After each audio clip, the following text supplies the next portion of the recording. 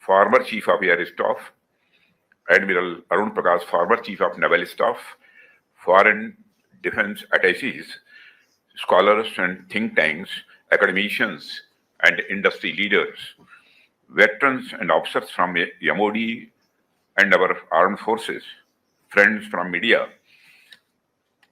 There is no other, ladies and gentlemen. I am immensely happy to join the Ran Samvad program here on this sacred land of Mahu. This is the very land that gave birth to Dr. B.R. Ambedkar, a towering intellectual of our country, and at the same time honored the Indian Army with a glorious tradition of scholar warriors, a tradition that makes the entire nation proud. Friends, the very title of the program, Ran Samvad, strikes me as quite interesting. The name itself is a subject to think about and reflect. And on one hand, Ran evokes the imagery of battle and conflict, and on the other hand, Samvad points towards dialogue, discussion, and reconciliation. At first glance, the two words seem contradictory. Where there is a battle, how can there be a dialogue? And where dialogue is taking place, how can there be a battle?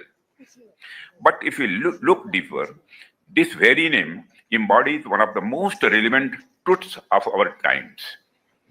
Friends, the name Ran Samvad also has historical basis in India and reminds me of many incidents from our history which show us how civilizationally battles means run and dialogues means samvad in India were intertwined. In our culture, dialogue is not separate from battle. It comes before the battle. It happens during the battle and it continues even after the battle. Friends, take the Mahabharata for instance. To prevent the war, Lord Sri Krishna went as a messenger of peace. He went to engage in dialogue so that the war could be averted. But when Duryodhan, the antagonist of the epic Mahabharata, refused, the war became inevitable. Even then, during the battle, there was dialogue, and this dialogue is popularly remembered and has been immortalized as a Bhagavad Gita.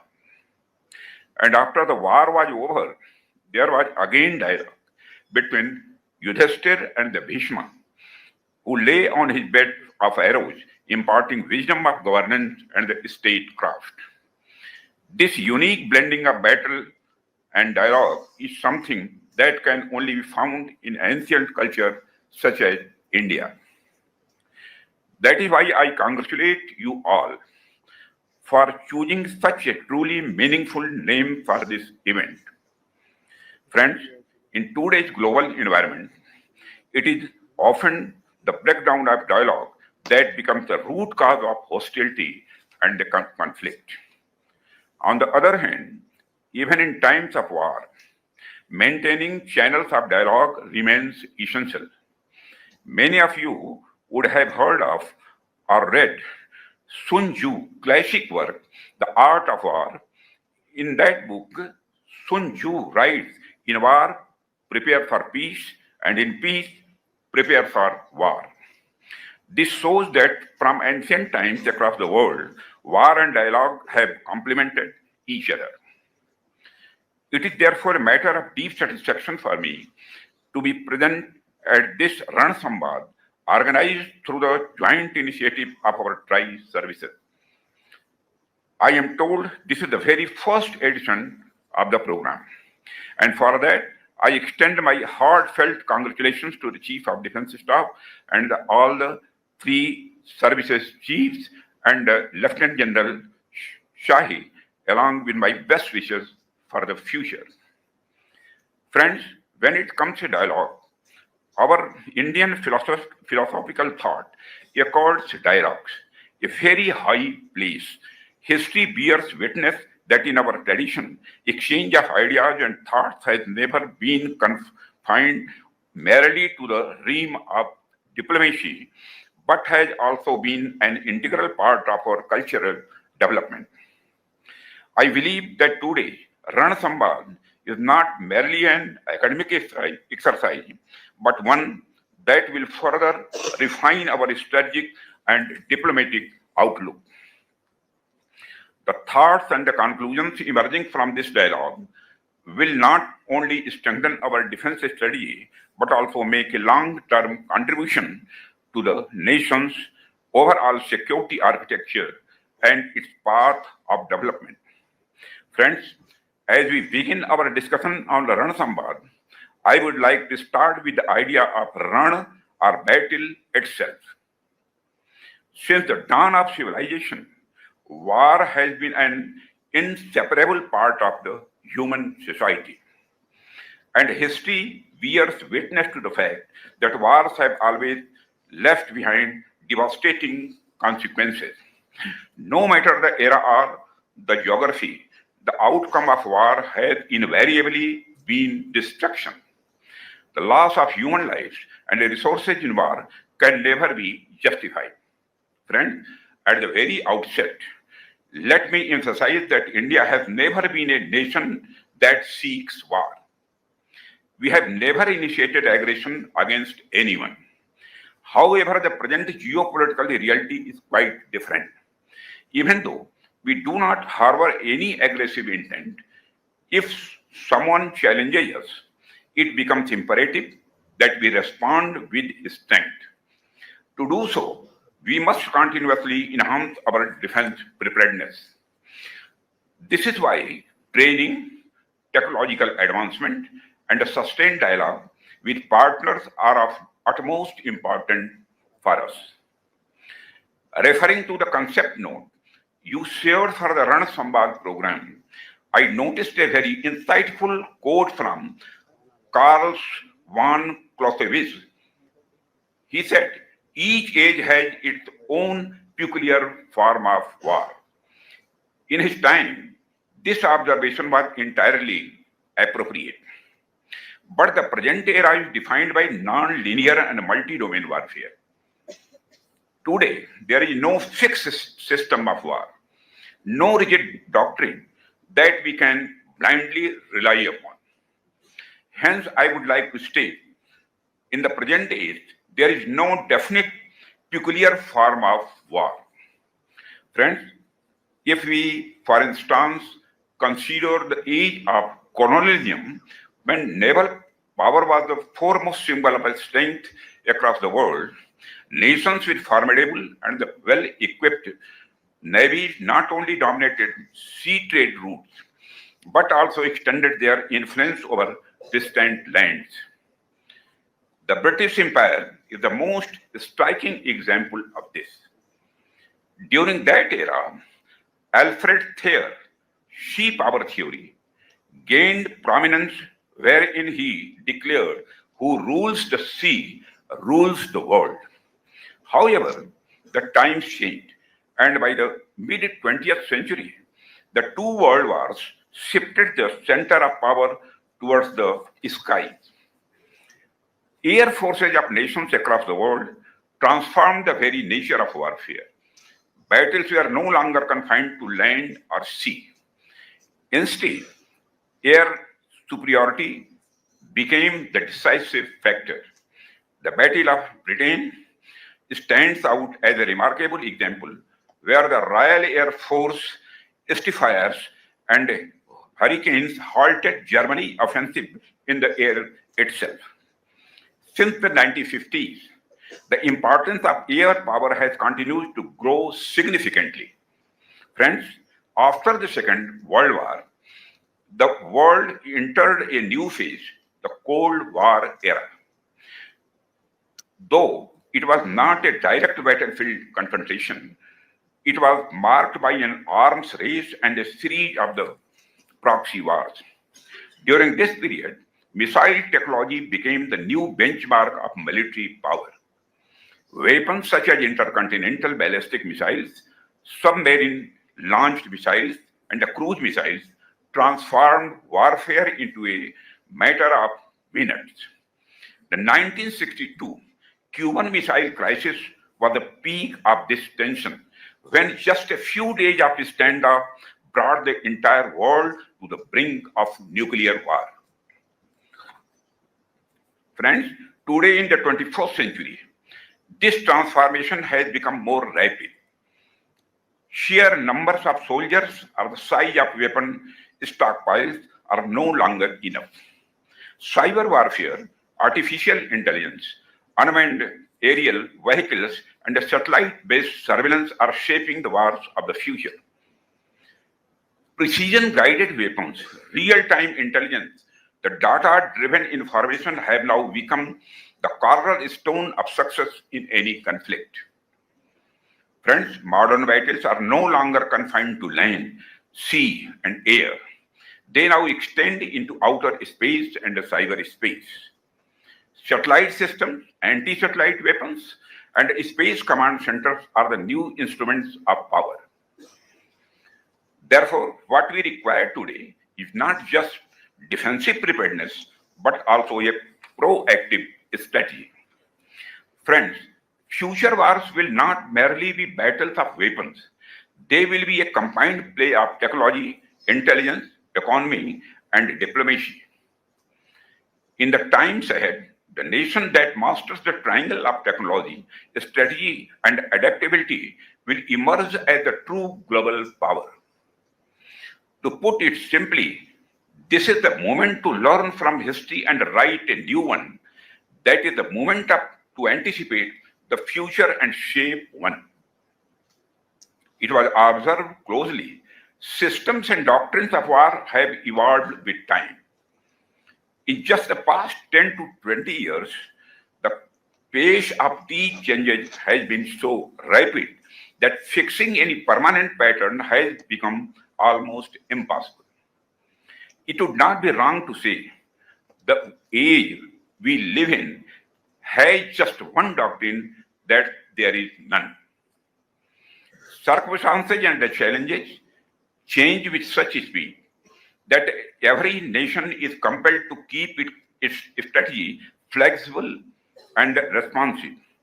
Friends, today in the world, whichever nation decides the battlefield is the one that controls the game and its rules. Others have no option but to respond to this and step into the arena on terms that are not of its own choosing. Our endeavor must be to define the battlefield and the rules of the game ourselves, compelling the adversary to fight there so that the lead advantage always remains with us. Friends, the success of Operation Sindoor is the perfect example in itself. The bravery and the swiftness with which our forces carried out action against the terrorist shelter in Pakistan was something those terrorists could never have been imagined. I firmly believe that every war leaves us with some important learnings. In the course of battle, we are able to realistically assess the level of our preparedness. If we speak the Operation Sindoor, it was indeed a striking demonstration of technology-driven warfare.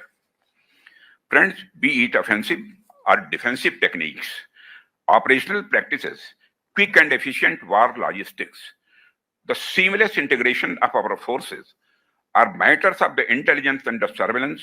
Operation Sindoor gave us a wealth of nations.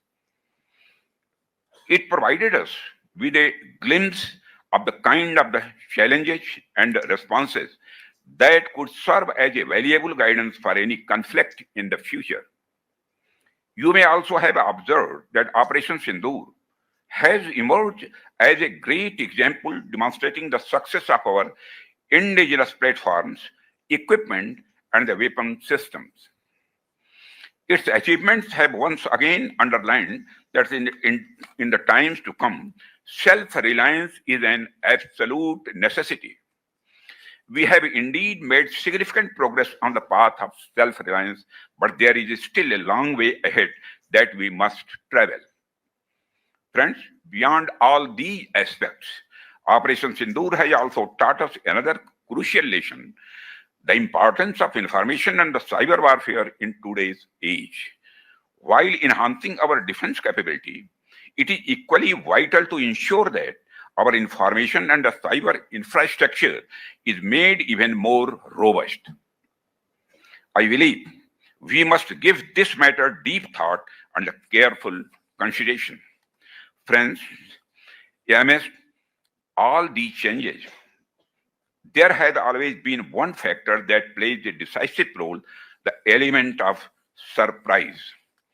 In today's world, this element of surprise has become even more powerful because it is now coupled with technological warfare. Technology is advancing at such a pace that by the time we fully grasp one innovation, another emerges, completely alerting the course of warfare. Unmanned aerial vehicles, hypersonic missiles, cyber attacks, and artificial intelligence driven decision making are examples of tools that are bringing unexpected twists to modern conflicts. The most striking feature of this element of surprise is that it no longer has a permanent form. It keeps changing, always carrying uncertainty with it.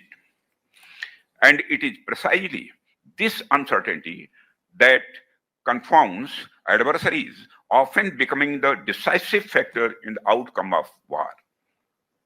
In our times, the fusion of technology and surprise is making warfare more complex and unpredictable than ever before.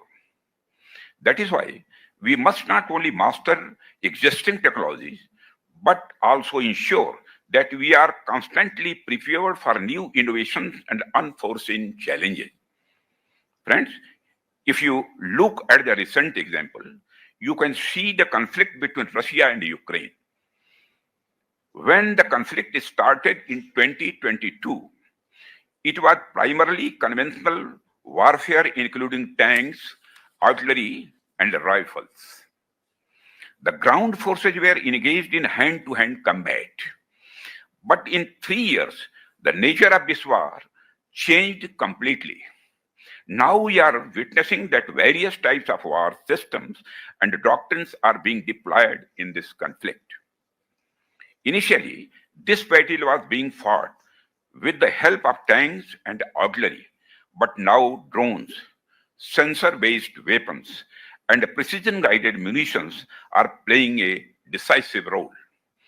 This change shows how the methodology and the tactics of war can change in just a short period of time. It is also clear from this that India has embarked on a historic journey. We are once counted among the world's largest importers, but today, on the path of the self-reliant India, we are making a place among the reliable exporters of the world. Today, our indigenous platforms, light combat aircraft Tejas, advanced towed artillery gun systems, Akash missile systems, and indigenous aircraft carriers are giving a message to the world that India's technology and the quality are now standing at world-class standards. This confidence and strength are due to our scientists, our industry, and our leadership. Today, we are making all the equipment in our country that we used to import.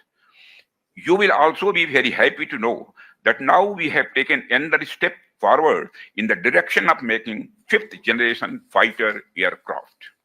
Now we are moving fast in the direction of making jet engines in India itself. Friends, under the visionary leader of our Prime Minister Shri Narendra Modi, the government has made many policy reforms in recent years. Such strong steps have been taken to promote indigenous design, development, and manufacturing. Self-reliance in the defense sector is no longer a dream, but is truly becoming a reality.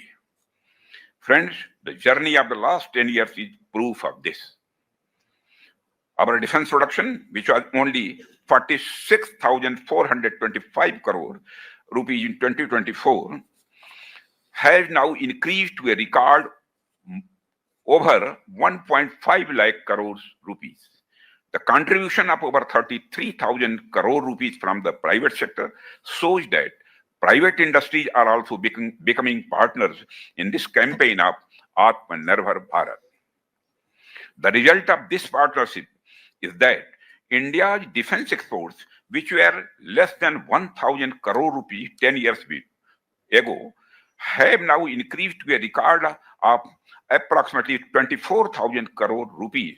This is not just about a trade or production, it is a symbol of India's changing global identity. Today, when the world sees the Make in India label, it gets assurance that it also gets confidence in the quality of our indigenously developed platforms and systems. And this is the real strength of the Atmanirbhar Bharat. Self-reliance is no longer just a slogan. It is the unbreakable foundation of our national security. Friends, on the occasion of Independence Day, all of you must have seen and heard when the Prime Minister Sri Narendra Modi announced the Sudarshan Chakra mission from the ramparts of the Red Fort.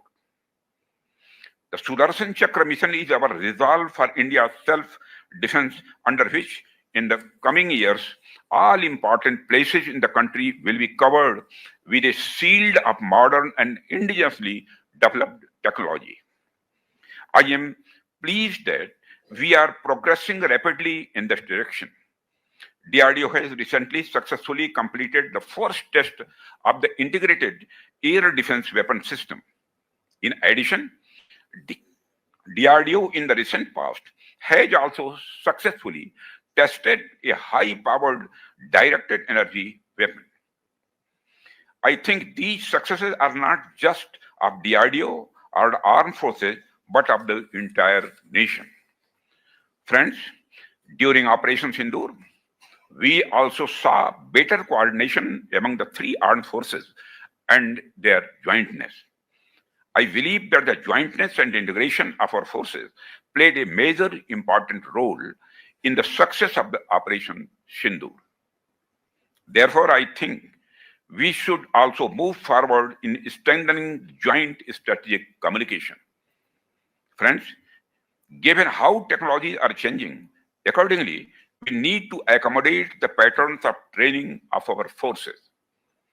I was very happy to learn that the Army Training Command, RTRAC, has taken a policy decision to provide drone technology-related training to all Jawans of our Army by 2027. This will undoubtedly prove to be a game-changer step in this technological era. Friends, when I talk about changing technology and the changing world, it becomes very necessary that we also adapt our forces according to the changing world.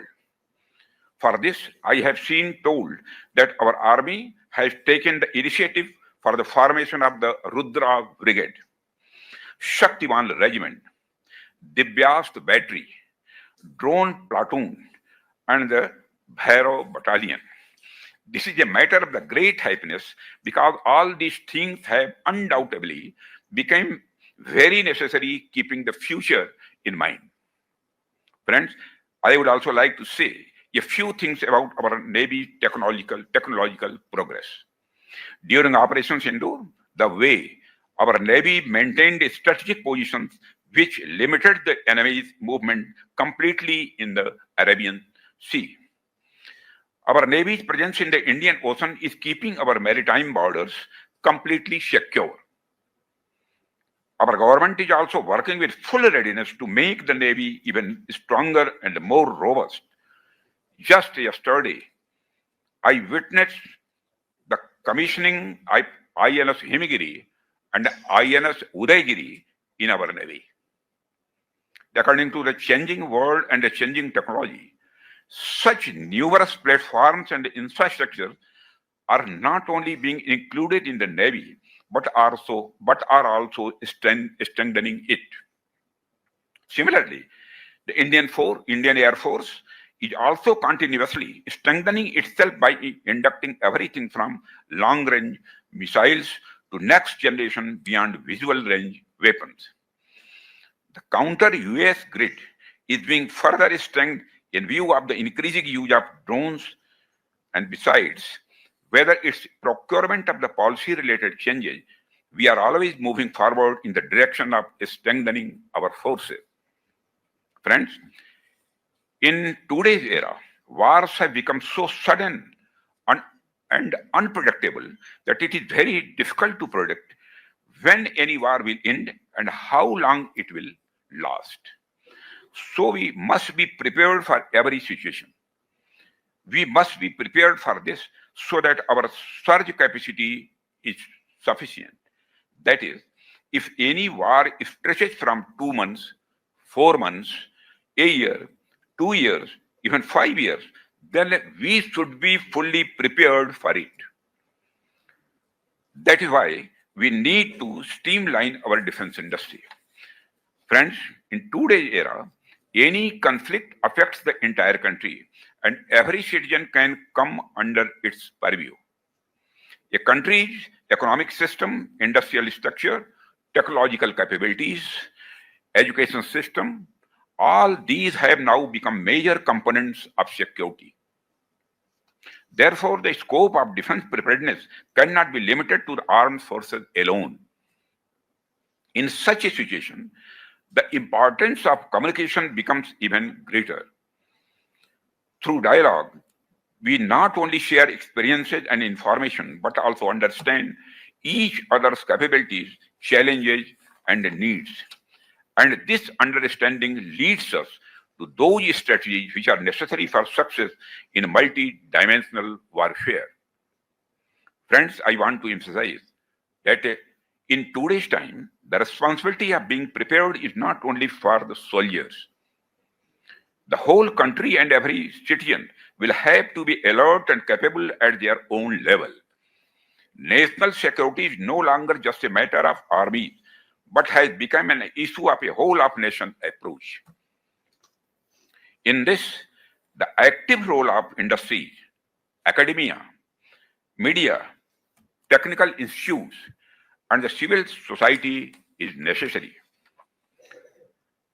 Friends, the country's defense is not only handled by soldiers at the border, but also by the scientists who develop new technologies, the industrialists who produce weapon systems, and the teachers who prepare the next generation for warfare.